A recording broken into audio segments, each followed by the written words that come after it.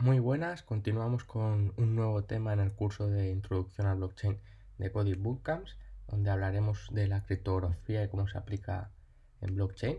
¿Vale? Os dejo información sobre mí. Yo soy Jordi Guirao, ingeniero en blockchain y DLTs con experiencia en generación eléctrica y instructor junior de blockchain en Coding Bootcamps.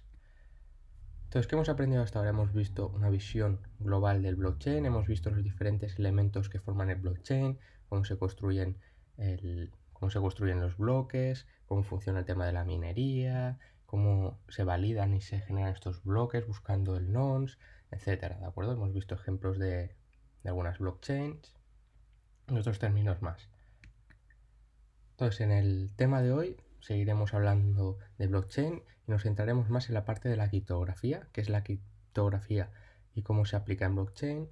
Hablaremos también de las wallets y sus claves privadas y públicas y algunos términos más importantes. Entonces empezamos hablando de criptografía, ¿vale? Antes de empezar a ver cómo blockchain utiliza la criptografía, vamos a hacer una breve explicación de lo que es la criptografía. La criptografía básicamente son técnicas de cifrado o codificado que sirven para alterar la representación de ciertos mensajes, ¿de acuerdo? ¿Con qué finalidad? Pues tienen la finalidad de hacerlo para que estos mensajes codificados o cifrados no sean entendibles a unos receptores que no están autorizados, ¿de acuerdo? Básicamente yo que genero un mensaje, voy a utilizar técnicas criptográficas para codificar y cifrar este mensaje para que solo la persona a la que yo se lo quiero enviar solo pueda verlo y descodificarlo ella y que nadie más pueda verlo, ¿de acuerdo?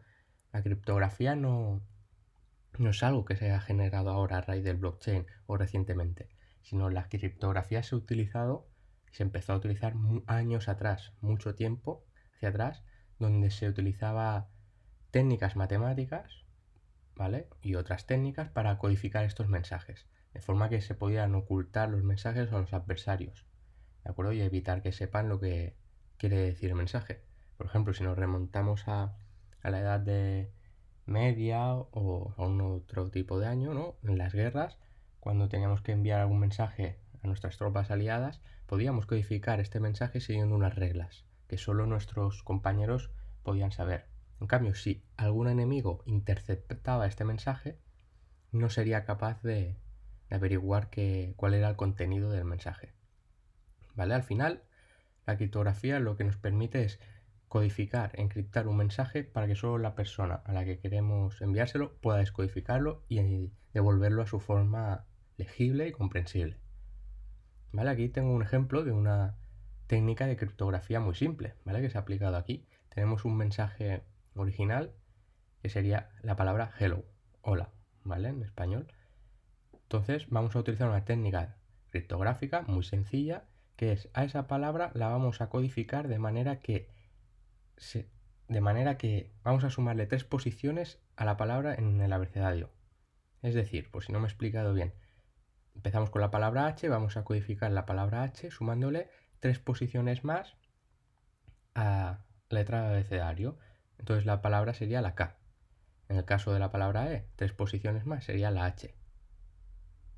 En el caso de la palabra L, sería la O. La L sería la O y la O final sería la R. Ya tendríamos nuestro mensaje codificado, ¿vale?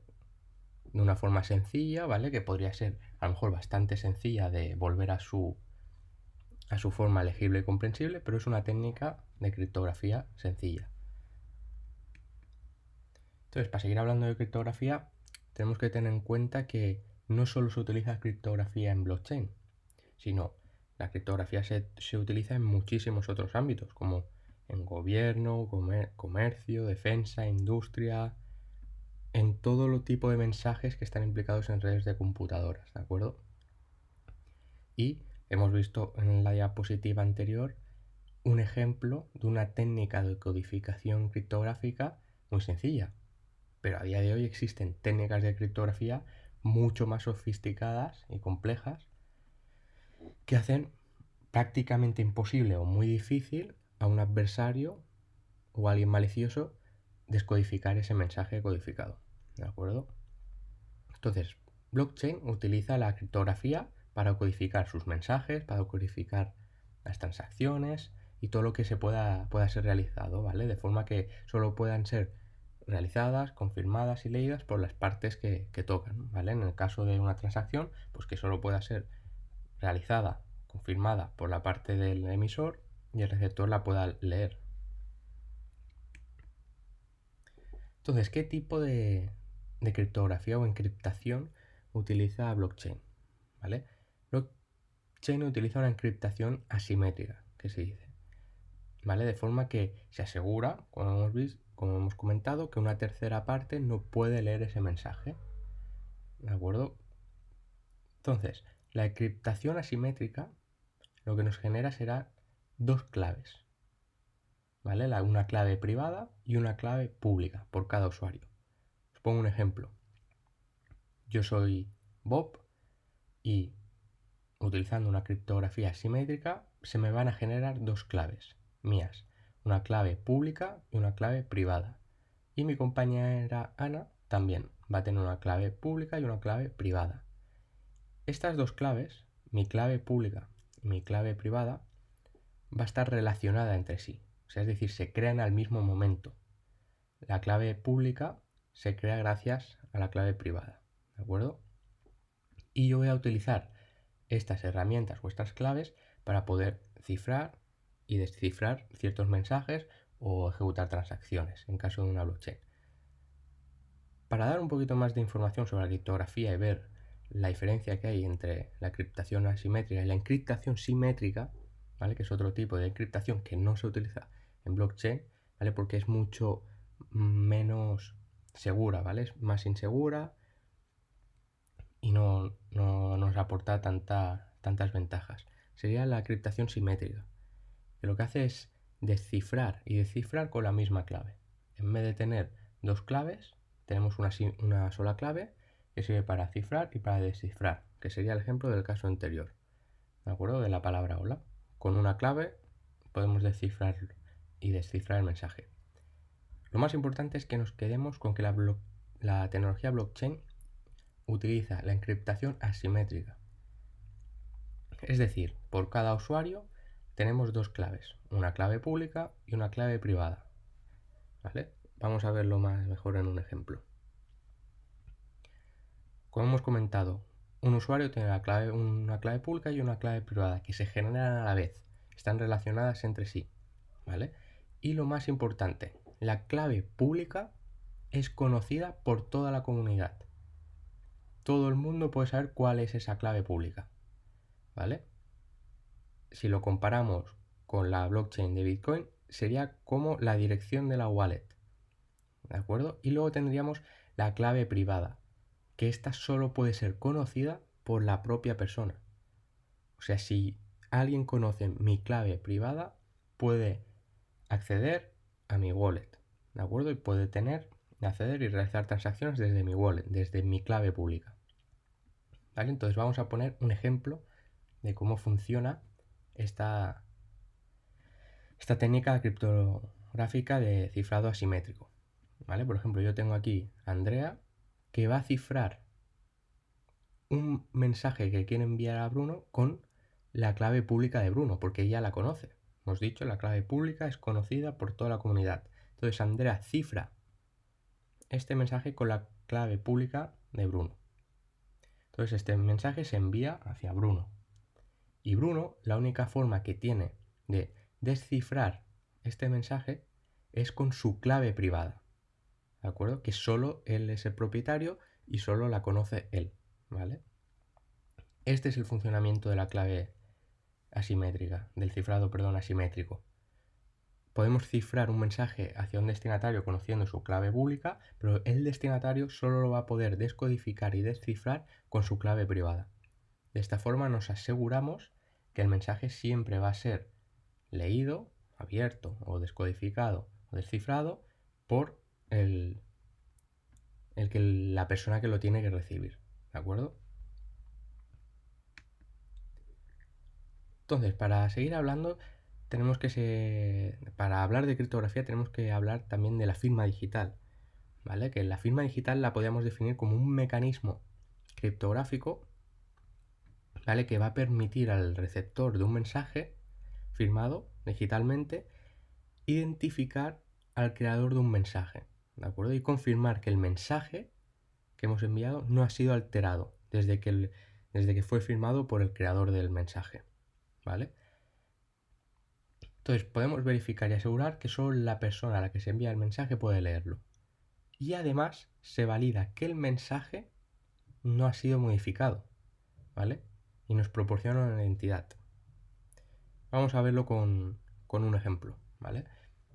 Imagínate que nosotros tenemos nuestra compañera que nos quiere mandar una cierta información, ¿vale? Y aplica un algoritmo de hash, como vimos en un tema anterior, y hace el hash de ese documento, ¿de acuerdo? Y ese hash lo encripta con su clave. Entonces ya tendríamos ese documento firmado, ¿vale? Digitalmente firmado, que tiene un hash encriptado. Entonces ese documento se envía a nuestro compañero. Entonces es nuestro compañero que hará, cogerá este documento, esta información, le aplicará un hash, luego cogerá el hash codificado que venía con el documento, lo desencriptará y mirará el valor de hash. Es decir, podrá comprobar que los dos valores son los mismos. Si estos dos valores coinciden, significa que la firma digital ha sido validada y que el mensaje o la información o documento no ha sido modificado por nadie, ¿vale? O sea, podemos asegurar que la información es totalmente veraz, segura y nadie la ha modificado, ¿vale? Entonces, ¿qué características o propiedades nos da la firma digital? Una de ellas es la autentificación, que nos asegura que el mensaje viene de un remitente específico, ¿vale? Es decir, yo sé que este mensaje me viene de tal persona. Luego, otra propiedad, tendremos la integridad. Es decir, los datos, nos aseguramos que los datos llegan intactos, ¿vale? Y no están modificados. Esto lo podemos asegurar viendo que el hash del documento, de la información que aporta el documento, y el hash desencriptado son iguales. Si el documento en algún momento hubiera sido manipulado, nos encontraríamos que al hacer el hash de ese documento, el resultado de hash sería diferente, ¿vale? El hash del documento y el hash desencriptado sería diferente si el documento se hubiera modificado. Entonces, podríamos deducir que alguien ha modificado ese documento, ¿vale? Y alguien ha hecho un acto malicioso sobre ese documento modificando la información, ¿vale? Y otras de las propiedades que tendría la firma digital es el no repudio. Es decir, un usuario, una persona que utiliza la firma digital no puede negar que lo hizo, ¿de acuerdo? Yo utilizo la firma digital, hago mi mensaje, lo encripto, no puedo negar que lo he hecho porque yo tengo mis claves, ¿de acuerdo? Estas serían las tres propiedades básicas que nos da la firma digital, ¿vale? Que serían la autentificación, la integridad y el no repudio, ¿de acuerdo? Entonces, blockchain utiliza esta firma digital en sus transacciones, ¿vale? Que hace que agrupa los datos de la transacción con firma digital, ¿de acuerdo? Básicamente las transacciones las estamos firmando con la firma digital.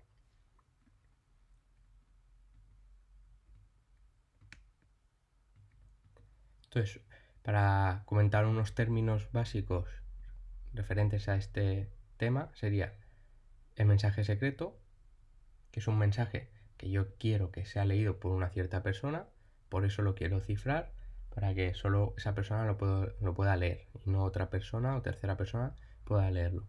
La clave, pues la clave serían los datos matemáticos que codifican y descodifican el mensaje.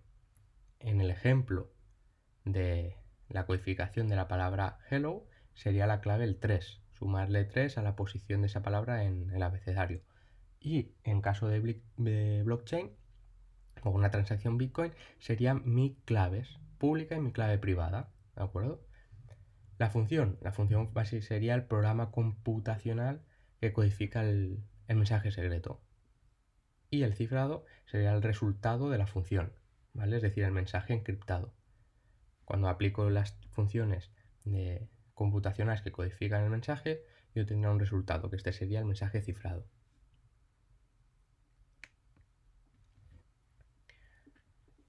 Entonces, la criptografía en blockchain, hemos comentado anteriormente cómo se genera, cómo se aplica.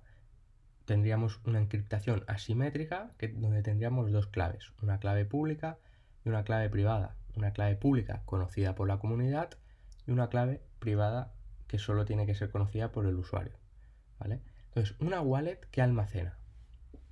Una wallet hay que tener en cuenta que no almacena la cantidad de bitcoins, en este caso, que podamos tener. Una wallet no almacena eso. La cantidad de bitcoins estará registrada y guardada en la ledger de blockchain, ¿vale? Lo único que guarda una wallet son las claves públicas y privadas de cada usuario, ¿vale? Que se utilizan para realizar las transacciones. Al final, una transacción en una blockchain la podemos definir como una agrupación de datos con una firma digital, ¿vale? Que almacenan una transferencia de fondos. En el caso de Bitcoin, pues almacena una transferencia de Bitcoins. Entonces, cuando nosotros generamos o creamos una wallet de Bitcoin, por ejemplo, vamos a tener una clave privada, como la que podemos ver aquí, que normalmente las claves públicas y claves privadas se formatean en un código QR para una lectura más sencilla. Tendríamos la clave privada y con esta clave privada podríamos generar, como hemos dicho, una clave pública. La clave pública sería la dirección de mi wallet, ¿de acuerdo? La dirección donde yo quiero recibir los fondos, ¿vale? Y la clave privada sería para yo firmar y descifrar todas las transacciones, ¿de acuerdo? Por eso es súper importante que nadie pueda obtener mi clave privada, pues si no podrá tener acceso a todos mis fondos, ¿de acuerdo? Existen varios tipos de wallet, wallets frías, wallets calientes, wallets en hardware, wallets que no están conectadas a internet, etcétera, ¿vale? Que las veremos en otro tema. Entonces, para acabar este tema de criptografía, os propongo un ponte a prueba, ¿vale? Con algunas preguntas para el vídeo. Por favor, contestad las preguntas y ahora vamos con las respuestas. Vale, espero que hayáis podido contestar las preguntas. Entonces vamos con las respuestas. El primer ejercicio que os propongo es descifra este mensaje, el IPMB, ¿vale? Y os digo que la clave es la letra -1, ¿vale? O sea, a esta letra le tenéis que restar una posición en el abecedario. Si aplicamos la clave a la palabra, podemos ver que la primera letra pasará a ser una H, la P pasará a ser una O, la M pasará a ser una L y la B pasará a ser una A. Tendríamos nuestra palabra hola, ya descifrada y totalmente entendible, ¿vale? Siguiente pregunta. Os propongo un verdadero o falso. ¿La criptografía permite a las partes comunicarse a pesar de la presencia de adversarios? Verdadero. La criptografía nos da una serie de herramientas y técnicas de cifrado o codificado para alterar la representación de un mensaje, con el fin de que otras terceras personas que no queremos que lean el mensaje no lo puedan leer, ¿vale? Una pregunta más. ¿La criptografía de clave simple o doble se basan en claves matemáticas? Esto sería correcto, ¿vale? La clave simple o clave doble o clave simétrica o clave asimétrica, ¿vale? Sí que se basan en claves matemáticas. Un verdadero o falso. ¿La clave pública se utiliza para descifrar mensajes? Esto sería falso, ¿vale? La clave pública no se utiliza para descifrar mensajes. Los mensajes se descifran con la clave privada del usuario, ¿vale? Sí que se cifran con la clave pública. Recordamos el ejemplo. Si mi compañera Ana me quiere enviar un mensaje, ella va a coger mi clave pública, lo va a cifrar con mi clave pública, de forma que yo solo lo voy a poder descifrar con mi clave privada, Porque como hemos comentado, la clave pública y privada están relacionadas entre sí, se genera al mismo tiempo. Siguiente pregunta de verdadero o falso.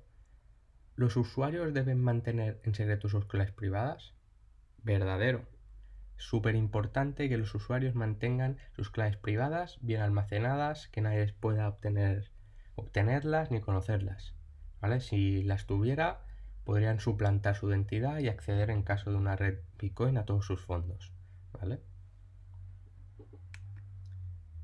Entonces, en el siguiente tema lo que veremos será algoritmos de consenso, cómo una comunidad blockchain tiene diferentes herramientas para ponerse de acuerdo y llegar a un consenso y sincronizar todo en la misma red. Hablaremos del Proof of Work, que ya lo conocemos.